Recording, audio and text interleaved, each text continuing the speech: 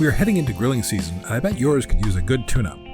Today I'll show you how I made my 15-year-old Weber Genesis barbecue perform just as good as the day I bought it. Do you know there are more than 50 amazing home hack videos waiting for you on my channel page? Please subscribe if you haven't, and turn on notifications so you don't miss any of them. Now let's get started. The grill surfaces get pretty grimy. It's best to heat up the barbecue as this will burn off some of the residue and soften up what's left. A good scouring on both sides takes a bit of elbow grease. I turn the grills upside down during the preheat. Then get yourself one of these cleaning stones. I got this at a restaurant supply outlet. Grill retailers and online retailers also have them. This was about $4. It gently but effectively sands away the baked-on debris. It erodes itself as it does the work, so what starts off as a big brick gets a lot smaller as you proceed.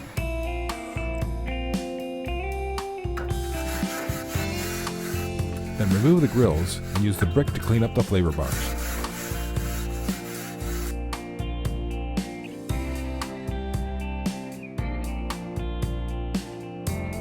When they are cleaned up and out of the way, you will have a lot of debris in the bed of the barbecue. Some of this was from the grill brick, and some is the accumulation of food bits that fell through the grill and incinerated. It's a pretty dirty job, so it's a good time to break out some work gloves. In the first pass, you can scoop out the residue with a small handheld garden shovel.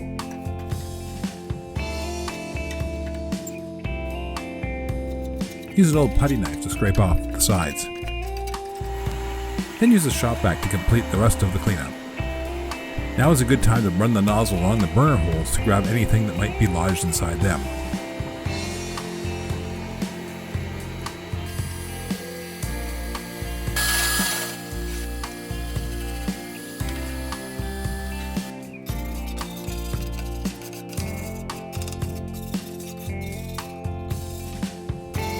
The pan of the barbecue funnels into a small tray.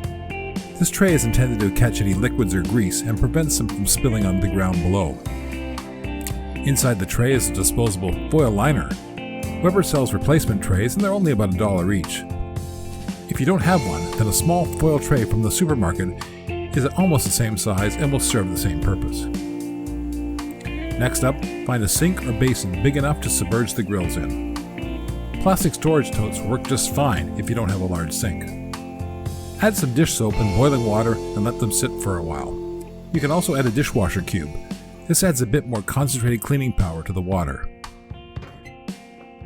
Then add the knobs so they can get a good cleaning as well. While the grills continue to soak, now is a good time to tackle the exterior surfaces. I'm using a product called Universal Stone.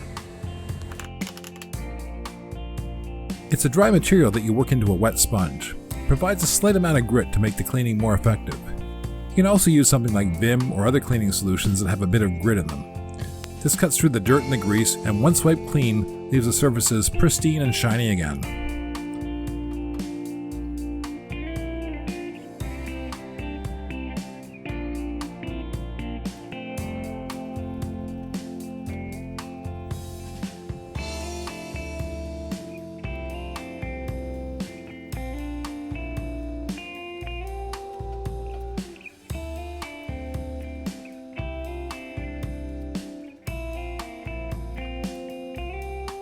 Now the grills are clean, and after a rinse to remove all the cleaning solutions, they're ready to get placed back inside. First the flavor bars get installed, and then the grills. Look how great they came out.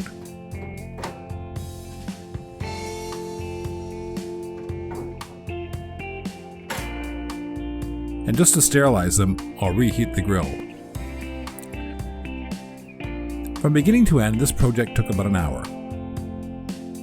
Pick a nice sunny day to tune up your barbecue and then enjoy the fruits of your labor with some nice chicken, veggies, or steak cooked to perfection on your good as new barbecue. Thanks for watching Amazing Home Hacks.